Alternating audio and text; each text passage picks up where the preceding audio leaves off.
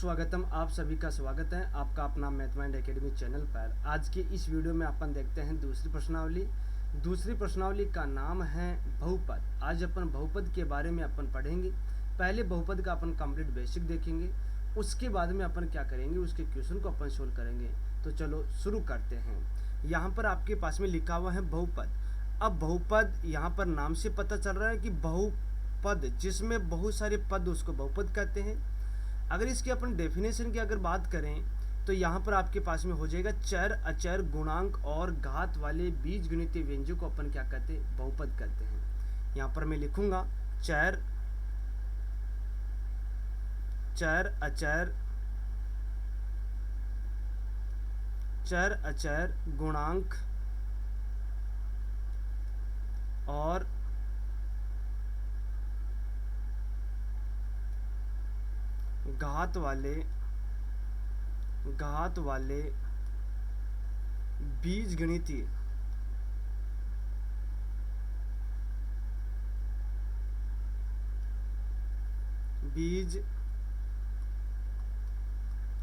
बीजगणितीय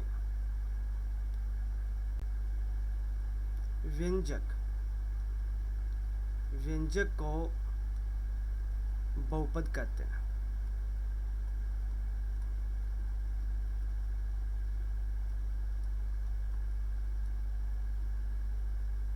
कहने का मतलब चर, अचर, गुणांक और घात वाले बीजगणितीय व्यंजक को अपन क्या कहते हैं, बहुपद कहते हैं। अब यहाँ पर आपके पास में जो यहाँ पर आया चर, ये चर क्या होता है, जिनका मान निश्चित नहीं होता, ठीक है। और अचर क्या होता है, जिनका मान निश्चित होता है। जैसे आपके पास में चर की अगर अपन यहाँ पर बात करें तो चर अपने पास में जैसे x, y, z, a, b, c, ये आपके पास में क्या हो जाएगा, चर हो जाएगा। और अचर यहाँ आपके पास में क्या हो जाएगा, जिनका मान निश्चित होता है। जैसे 2, 3, 4, 5, ये आपके पास में क्या हो गया, चर हो गया। अब यहाँ पर मैंने आपके सामने जो बहुपद हैं, बहुपद को अपन px द्वारा लिखेंगे। यहाँ पर लिखूंगा px बराबर में, यहाँ पर मैंने लिखा है ax की पावर n प्लस का b। अब ध्यान देना, चर जो आपके पास में a और b, यहाँ पर अपन कोई संख्या लिखेंगे। यहाँ पर a और b अगर कई बार अपने पास में चर के अंदर काम करेगा, कई बार आपके पास में अचर के अंदर काम करेंगे। जहाँ जिनका स्थान होगा वहीं उसका महत्व होगा। वो उस चीज़ का आपको क्या करना है, ध्यान रखना है।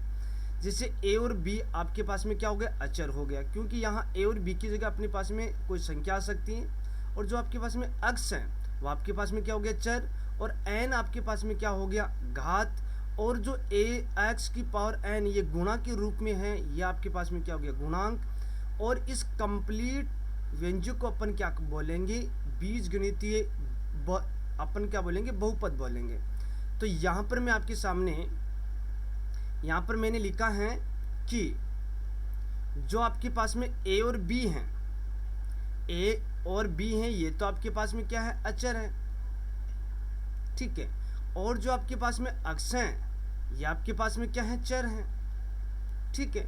चर और अचर के बारे में आपको पता चल गया। और जो n है वो आपके पास में क्या है, घात हैं। और जो यहाँ पर आपके पास में गुणा लगा हुआ है, गुणा का चिन्ह लगा, ये आपके पास में क्या हो गया, गुणांक हो गया। कहने का मतलब जैसे x का गुणांक आपके पास में क्या होता है, a, ये आपके पास में क्या हो गया, गुणांक, ठीक है। कहने का मतलब चर, अचर, गुणांक और घात वाले बीजगणितीय व्यंजक को अपन क्या बोलेंगे, बहुपद बोलेंगे। ये इसकी क्या है, डेफिनेशन है। जैसे मैं आपके सामने और एग्जांपल में आपको अगर लिखूं, यहाँ पर जैसे आपके पास में एग्जाम्पल की अगर अपन बात करें तो px बराबर 2x की पावर 3 प्लस के 4। इसको देखिए, जो 2 और 4 हैं वो तो आपके पास में क्या हो गया, अचर हो गया। और जो x हैं वो आपके पास में क्या है, चर हैं। और जो 3 हैं वो आपके पास में क्या है, घात हैं। और जो आपके पास में ये यहाँ पर गुणा के रूप में लिखा हुआ है, यहाँ पर गुणा, ये 2x³ के गुणा के रूप में लिखा हुआ है, तो यहाँ पर आपके पास में क्या हो गया, गुणांक हो गया। कहने का मतलब x³ का गुणांक आपके पास में क्या हो गया, 2। तो कहने का मतलब चर, अचर, गुणांक और घात वाले कंप्लीट बीजगणितीय व्यंजक को अपन क्या बोलेंगे, बहुपद बोलेंगे। अब आपके पास में कभी कभी ये आता है कि कौन कौन से बहुपद नहीं होते, तो यहाँ पर मैंने आपके सामने पहला पॉइंट लिया है कि वह बीजगणितीय व्यंजक, पहले पॉइंट के अंदर वह बीजगणितीय व्यंजक जिसकी घात अगर भिन्नात्मक संख्या आ जाती है वो आपके पास में बहुपद नहीं होगा। जैसे 2x⁻³ प्लस का 4, यहाँ पर कि जैसे आपके पास में ये चर है, चर की घात अगर आपके पास में भिन्न के अंदर अगर आ जाती है तो आपके पास में वो बहुपद नहीं होगा, कभी भी नहीं होगा। इसका दूसरा वाला पॉइंट है कि वह बीजगणितीय व्यंजक जिसकी घात अधिकतम घात या जिसकी घात अगर आपके पास में ऋणात्मक संख्या आ जाती है तो वो भी आपके पास में बहुपद नहीं होगा। तो यहाँ मैंने आपके सामने एग्जाम्पल लिखा है, जिससे आपके पास में 2x⁻³ प्लस के 4, ऐसा मैं आपके सामने लिखूं तो यहाँ पर आपके पास में जो घात हैं, x की जो घात हैं वो आपके पास में ऋणात्मक संख्या आ रही हैं, तो ये भी आपके पास में बहुपद नहीं होगा। इसी प्रकार से जैसे मैंने आपके सामने एक और कंडीशन ली है कि यहाँ पर अगर अपन किसी भी चर का अगर अपन किसी पद के अंदर अगर भाग दें तो वो भी अपने पास में बहुपद नहीं होगा। जैसे यहाँ पर कि वह पद जो चर से विभाजित हो, जैसे यहाँ वह पद जैसे 1 ले लिया और बट्टे में x मैंने लिखा, कहने मतलब चर का अपन भाग दे रहे हैं तो ये भी आपके पास में बहुपद नहीं है। तो यहाँ मैं लिखूँगा बहुपद नहीं है। कहने का मतलब मैंने आपके सामने 3 कंडीशन मैंने आपको बताई हैं। पहली कंडीशन तो कि वह बीजगणितीय व्यंजक जिसकी अधिकतम घात या जिसकी घात अगर भिन्नात्मक संख्या जैसे 3/2 के रूप में अगर आ जाती हैं तो वो आपके पास में बहुपद नहीं होगा। दूसरी कंडीशन इसकी यह है कि वह बीजगणितीय व्यंजक जिसकी घात अगर आपके पास में ऋणात्मक संख्या आ जाती है तो वो भी आपके पास में बहुपद नहीं होगा। और तीसरी कंडीशन इसकी यह है कि जिस भी पद के अंदर अगर अपन चर का अगर भाग दें तो वो भी आपके पास में बहुपद नहीं होगा। तो ये तो आपके पास में बहुपद के बारे में मैंने आपको बताया। उसके बाद में अपना अगला टॉपिक है कि पद के आधार पर पद के अनुसार बहुपद के प्रकार। अब क्या करेंगे, यहाँ पर वैसे देखा जाए तो पद के आधार पर बहुत सारे इसके अपन अपने पास में प्रकार हो सकते हैं, परंतु अपन मुख्य रूप से केवल और केवल 3 प्रकार के पढ़ेंगे। एक तो है एकपदी बहुपद, दूसरा है द्विपदी बहुपद और तीसरा है त्रिपदी बहुपद। ठीक है, इनके बारे में अपन पहले इसकी जानकारी करेंगे। तो यहाँ पर आपके पास में अपने को यहाँ पर घात का कोई लेना देना नहीं रखना, केवल और केवल अपने को यहाँ पर पद से अपने को ध्यान रखना है। जैसे एक पदीय बहुपद, एक पदी बहुपद वो होता है कि जिसके अंदर वह बीजगणितीय व्यंजक जिसमें केवल और केवल ये कितने पदों, 2 पदों, वह बीजगणितीय व्यंजक जिसमें केवल और केवल 2 पदों उसको अपन एक नहीं, वह बीजगणितीय व्यंजक जिसमें केवल और केवल 1 पद हो उसको अपन एक पदीय बहुपद बोलेंगे। तो यहाँ जैसे मैंने आपके सामने एग्जाम्पल लिखा कि px बराबर मैं आपके सामने लिखूंगा 2x। ठीक है, जैसे ax और ax⁻, यहाँ से अपने को घात से कोई लेना देना नहीं है, केवल और केवल इसके अंदर आपके पास में क्या होना चाहिए, एक पद होना चाहिए। अपन जैसे यहाँ पर ऐसा भी लिख सकते हैं कि x², ये y² z²। कहने का मतलब इसमें केवल और केवल आपके पास में एक पद होना चाहिए, वो तो आपके पास में होता है एक पदी बहुपद। इसी प्रकार से आपके पास में द्विपदी बहुपद वो होता है जिसमें वह बीजगणितीय व्यंजक जिसमें केवल और केवल 2 पद हो उसको अपन द्विपदी बहुपद बोलते हैं। यहाँ पर मैंने आपके सामने इसके एग्जाम्पल लिखा, जैसे यहाँ पर अपने पास में ax प्लस का b, इसके अंदर कितने पद आ रहे हैं, 2, एक तो ax प्लस b आ रहा है, तो यहाँ पर आपके पास में एक तो ये पद हो गया, एक ये पद हो गया, तो आपके पास में कितने पद बन गए, 2। इसी प्रकार से मैं आपके सामने इसके और एग्जाम्पल लिखूँ तो यहाँ 2x³ प्लस के 3, ये भी इसका एग्जाम्पल हो रहा है। कहने का मतलब घात से कोई लेना देना नहीं रखना, अपने को यहाँ पर पद का ध्यान रखना है। तो ये आपके पास में हो गया द्विपदी बहुपद। इसी प्रकार से आपके पास में इसका तीसरा एग्जाम्पल है त्रिपदी बहुपद। इसके अंदर अपने पास में क्या होता है कि वह बीजगणितीय व्यंजक जिसमें केवल और केवल 3 पद हो उसको अपन क्या बोलेंगे, त्रिपदीय बहुपद। तो यहाँ पर मैंने आपके सामने एग्जाम्पल लिखा ax² plus bx plus c, ये आपके पास में क्या बन गया, त्रिपदीय बहुपद। 1 2 3, इसके अंदर आपके पास में 3 पद आ गए। तो इसी प्रकार से मैं आपके सामने इसका अगला एग्जाम्पल ले रहा हूँ।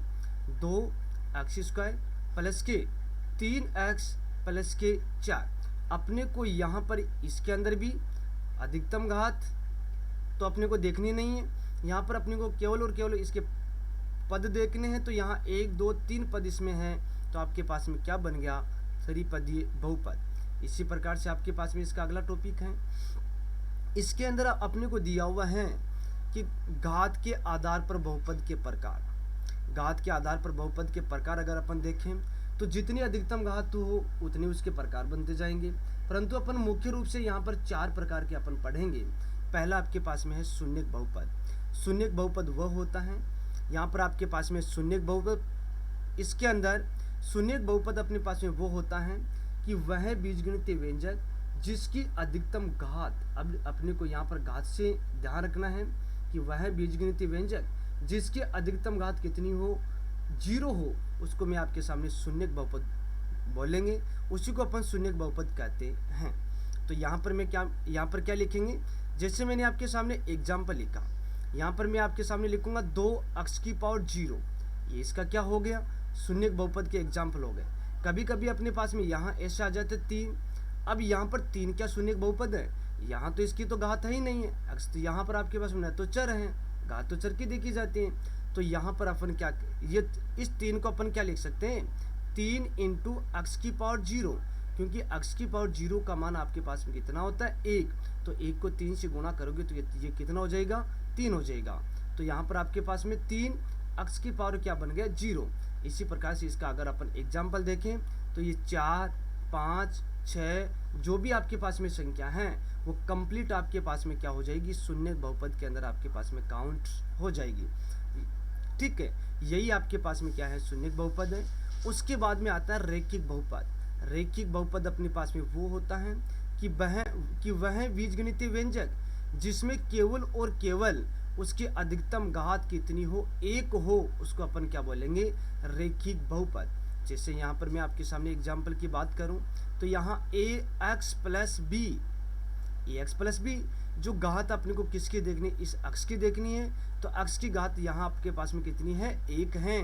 तो यहाँ पर आपके पास में क्या बन गया, रैखिक बहुपद। मैंने क्या बोला कि वह बीजगणितीय व्यंजक जिसकी अधिकतम घात कितनी हो, 1 हो, उसको अपन क्या बोलेंगे, रैखिक बहुपद। इसी प्रकार से मैं आपके सामने एग्जाम्पल लिखूँ 2x + के 3, ठीक है। इसी प्रकार से 4x + के 5, ठीक है।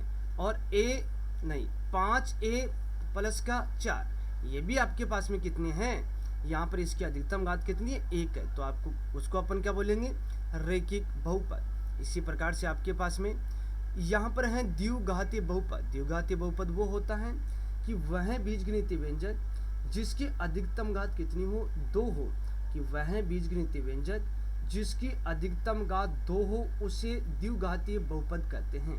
यहाँ पर अगर अपने इसके एग्जाम्पल की बात करें तो यहाँ पर अपने पास में ax² + के bx + c, ठीक है। ये आपके पास में क्या बन गया, द्विघातीय बहुपद का एग्जाम्पल बन गया, क्योंकि इसकी अधिकतम घात कितनी आ रही है, 2। इसी प्रकार से मैं आपके सामने एग्जाम्पल लिखूं 2x³ + के 4x + 5। नहीं, ये यहाँ पर आपको क्या करना है, अधिकतम घात बतानी है।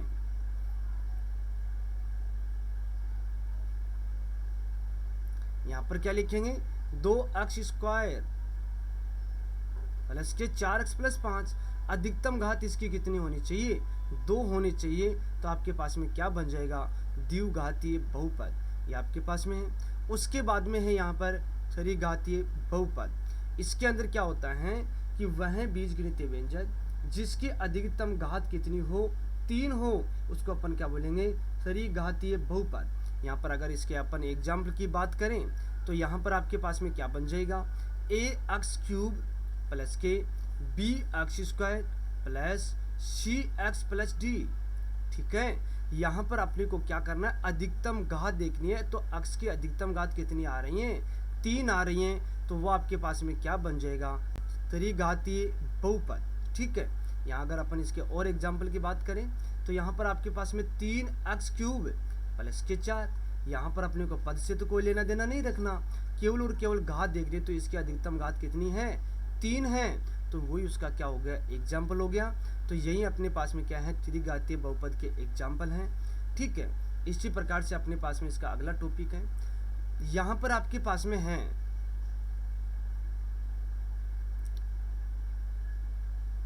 यहाँ पर आपके पास में लिखा हुआ है कि बहुपद के शून्य, ये अपना अगला टॉपिक रहेगा।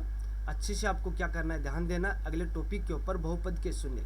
बहुपद का शून्य वह होता है कि एक ऐसा मान जो बहुपद में रखने पर बहुपद का मान शून्य हो जाता है, उसे बहुपद के शून्य कहते हैं। कहने का मतलब, मैंने आपके सामने यहाँ पर एक एग्जाम्पल लिया, यहाँ पर px बराबर मैंने आपके सामने यहाँ लिखा है ax प्लस का b, ये तो लिखा है। अब मैंने क्या बोला, एक ऐसा मान जो बहुपद में रखने पर बहुपद का मान शून्य हो जाता है। पहले तो अपन क्या करेंगे, इसके शून्यक निकालेंगे।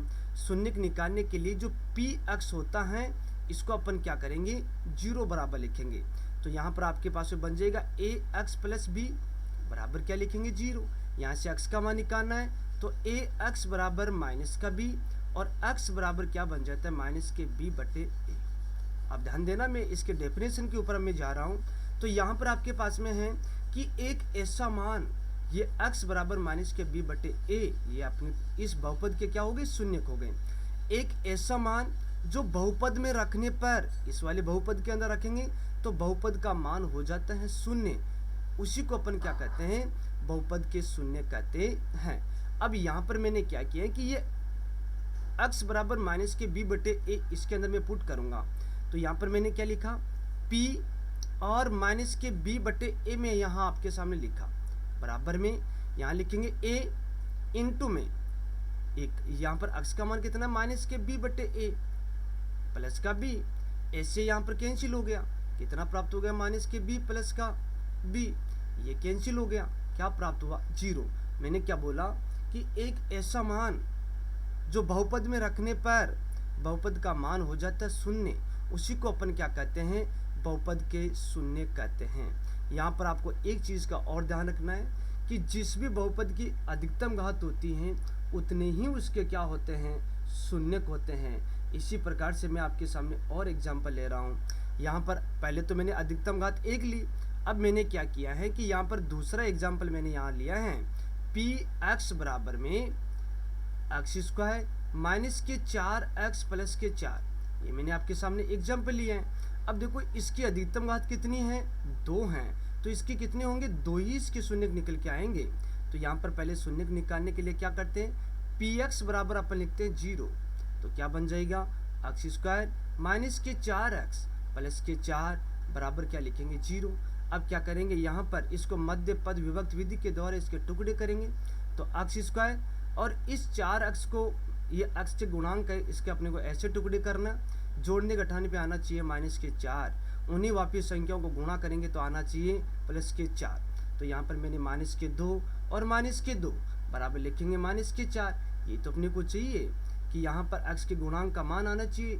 फिर उसके बाद में क्या लिखेंगे, 2 इंटू माइनस के 2 कितना हो जाएगा, 4। मैंने क्या बोला, जो x स्क्वायर का गुणांक 1 है और उसको 4 से गुणा करेंगे तो वो आपके पास में मान आना चाहिए।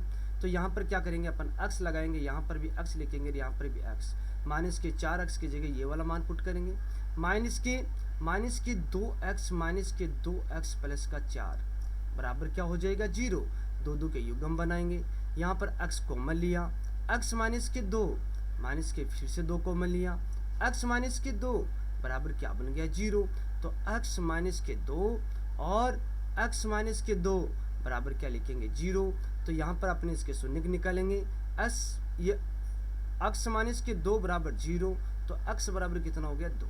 इसी प्रकार से x माइनस के 2 बराबर 0, तो x बराबर कितना प्राप्त हो गया, 2 प्राप्त हो गया। यहाँ पर मैंने क्या बोला कि जिसकी अधिकतम घात होगी उतने ही उसके क्या होंगे, शून्यक होंगे। इस चीज़ का आपको क्या करना है, ध्यान रखना है। इसी प्रकार से आपके पास में इसका अगला टॉपिक है, यहाँ पर आपके पास में लिखा हुआ है द्विघात बहुपद के शून्यांकों और ये गुणांकों में अपन क्या करेंगे, संबंध की सत्यता की जांच करेंगे। इसके अंदर अपन क्या करेंगे, संबंध देखेंगे। पहले तो आपको क्या यहाँ पर क्या करना है, यहाँ पर आपको एक द्विघात बहुपद लेना है। यहाँ मैंने आपके सामने लिखा कि द्विघात बहुपद, द्विघात बहुपद,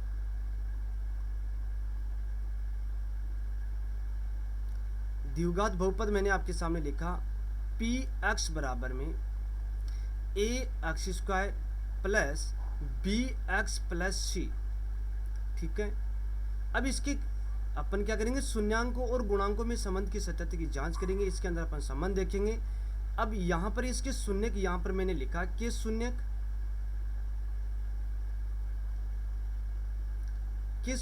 यहाँ पर मैंने आपके सामने लिख दिया एक तो एल्फा और मैंने यहाँ पर लिख दिया एक बीटा। ठीक है, यहाँ पर मैंने इसके जो दो शून्य के यहाँ पर आपके पास में निकल के आते हैं, क्योंकि इसकी अधिकतम घात कितनी है, 2 हैं, तो यहाँ इसके क्या हो जाएंगे, 2 शून्य हो जाएंगे। अब यहाँ पर अपन क्या करेंगे, ये द्विघात बहुपद के शून्यांकों और गुणांकों में संबंध देखेंगे। तो यहाँ पर मैंने आपके सामने लिखा है, क्या देखते हैं, यहाँ पर मैं आपके सामने लिखूंगा शून्यांकों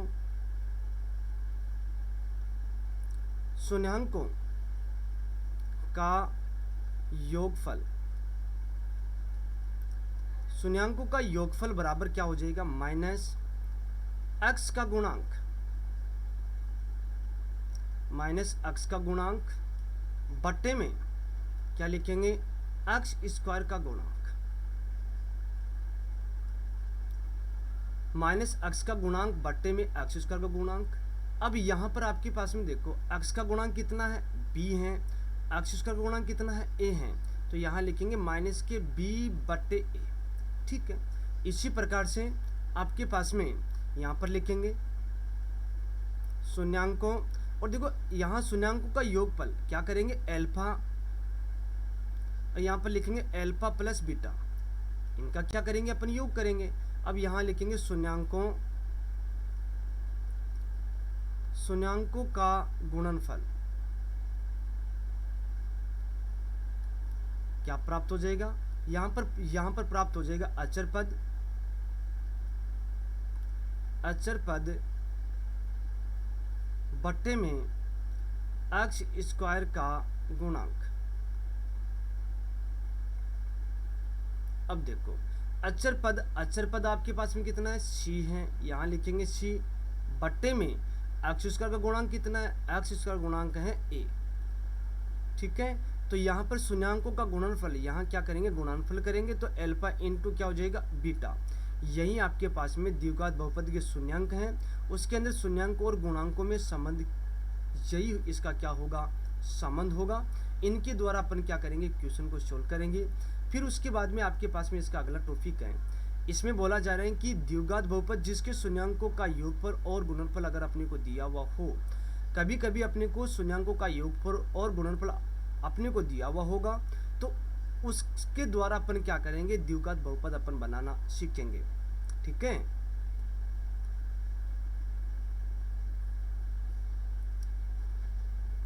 यहाँ पर अपन देखेंगे कि इसके लिए आपके पास में देखो, यहाँ पर जो शून्यांकों का जो योगफल है, शून्यांकों का योगफल और शून्यांकों का गुणनफल अगर अपने को दिया हुआ है, तो यहाँ पर आपके पास में इसके लिए फॉर्मूला हो जाएगा पी एक्स अपन क्या करेंगे, बहुपद को अपन दर्शाते हैं, तो इसके लिए फॉर्मूला हो जाएगा के कोष्टक में, यहाँ पर लिखेंगे एक्स स्क्वायर माइनस शून्यांकों का योग, शून्यांकों का योगफल, शून्यांकों का योगफल, और यहाँ पर लिखेंगे x प्लस में शून्यांकों का गुणनफल, शून्यांकों का गुणनफल।